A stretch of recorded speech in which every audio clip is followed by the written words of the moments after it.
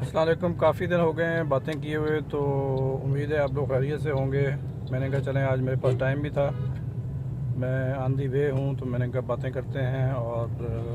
अपना मुद्दा जो है या अपना पॉइंट ऑफ व्यू जो है मैं शेयर करूँ आप लोगों के साथ। तो आप लोग जो है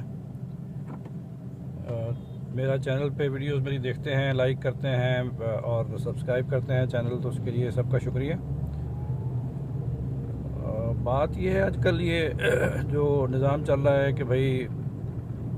पीटीआई को ख़त्म कर दो और इमरान खान को ख़त्म कर दो और ये निज़ाम वही चलेगा जो बॉस चाहेगा। तो इसके ऊपर मेरा ख़्याल ये है कि अगर पुलिस जो है वो 20,000 या 50,000 लोगों को भी पकड़ के थानों में बंद कर देती है और फ़ौज उनकी बड़ी को फेंटी लगाती है और उनको सबक सिखा देती है, तो एक तो ये जो 20, 30, 40,000 लोग होंगे ये बड़े हार्डकोर हो जाएंगे। इनके अंदर से जो डर या खौफ है वो निकल जाएगा। जब एक दफ़ा कोई इंसान पुलिस के हत्थे चढ़ता है और उनकी मार खा लेता है ना, तो फिर उसके बाद उसके अंदर से वो खौफ निकल जाता है। यही वजह है हमारे पास से जो लोग जेलों में से निकल के आते हैं वो फिर पक्के मतलब अच्छे क्रिमिनल बन जाते हैं, रादर दैन के अगर वो शख्स कोई छोटी मोटी वारदात करे और उसको कोई वैसे ही डरा धमका के छोड़ दे तो वो शायद उससे बाज आ जाता है। बट अगर वो जेल में 3-4 महीने रह के आता है तो फिर वो उसके सुधरने का चांस बिल्कुल ख़त्म हो जाता है, क्योंकि वहाँ उसको अच्छी ट्रेनिंग मिल जाती है, सब नेटवर्क मिल जाता है, सपोर्ट मिल जाती है। अब वापस आके उसने सिर्फ थोड़ी बहुत मेहनत करनी होती है और उसको कहीं ज़्यादा किसी जॉब से या किसी दूसरे काम से कहीं ज़्यादा अच्छी उसको अर्निंग हो जाती है वहाँ से। और टैका अलग है,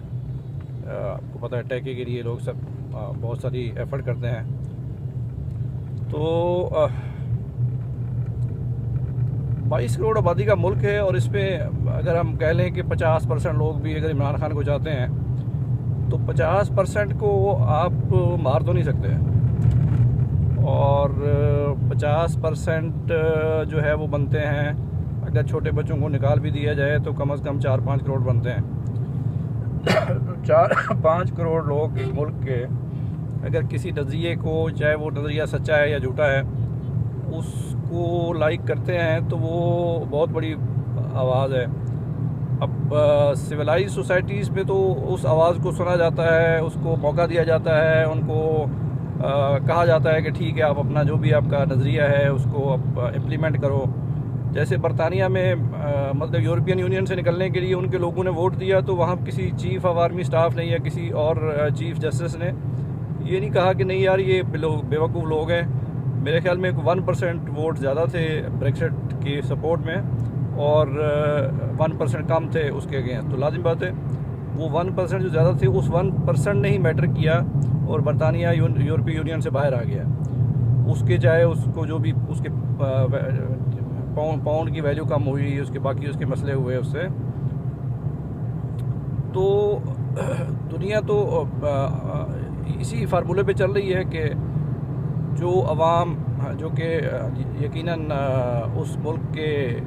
मालिक होते हैं, किसी भी मुल्क के अवाम, वो जो चाहते हैं वही फ़ैसला होता है और वही काम जो है वो उसको एग्जीक्यूट किया जाता है। फिर उसके अगर फ़र्ज़ कर लें वो अवाम ने गलत बेवकूफ़ी से फ़ैसला किया था तो फिर उसके कॉन्सिक्वेंसेस आते हैं, फिर वो अवाम खुद रिग्रेट करती है कि नहीं भाई ये हमें नहीं करना चाहिए था, तो दूसरी दफ़ा वो उस नज़रिए के अगेंस्ट वोट दे देते हैं और जो दूसरी पार्टी होती है, जो दूसरा पॉइंट ऑफ व्यू होता है वो उस पर अपना फिर प्रोग्राम एग्जीक्यूट करता है, उसके भी कुछ रिज़ल्ट्स आते हैं। तो ये एक प्रोसेस है, इवॉल्विंग प्रोसेस, जिससे कौमें जो है वो सुधरती हैं, उनका शऊर बुलंद होता है, वो अपना मकाम बनाती हैं, लोगों का शऊर बुलंद होता है। अभी टर्की में इलेक्शन हुए, तैयब अर्दगान ने 49.47 वोट हासिल किए, तो लेकिन वो उनका रन ऑफ इलेक्शन होगा दोबारा कि 50% नहीं ले सका वो। तो अब हमारे पास ठीक है हमारे जो एलीट है, जो काबिज़ एलीट है, उन्होंने लोगों की पढ़ाई के रास्ते भी बंद किए हुए हैं। जो पढ़ाई है उसमें भी शऊर डेवलप करने की कोशिश नहीं की जाती, और जो बाकी तकरीबन जो हमारा एजुकेशन का निज़ाम है वैसे ही नाकारा है, सिवाय उस एलीट क्लास के जो स्कूल्स हैं या कॉलेजेस हैं या यूनिवर्सिटीज़ हैं, जो बच्चे वहाँ पढ़ते हैं उनमें कुछ थर्ड प्रोसेस डेवलप होता है, वो उनके अपने ही होते हैं, उन्होंने आगे रूल करना होता है, उन्होंने ही इदारों के, ऑर्गेनाइजेशन के, मुल्क के, सियासत के, ब्यूरोक्रेसी के जो टॉप लीडरशिप होती है वो उन्हीं चंद 2-4 इंस्टीट्यूट से आती है। बाकी सारा मुल्क जो है वो सिर्फ सबक याद करता है, पढ़ता है, लिखता है, उसके बाद काम करता है, बच्चे पैदा करता है और मर जाता है। तो अब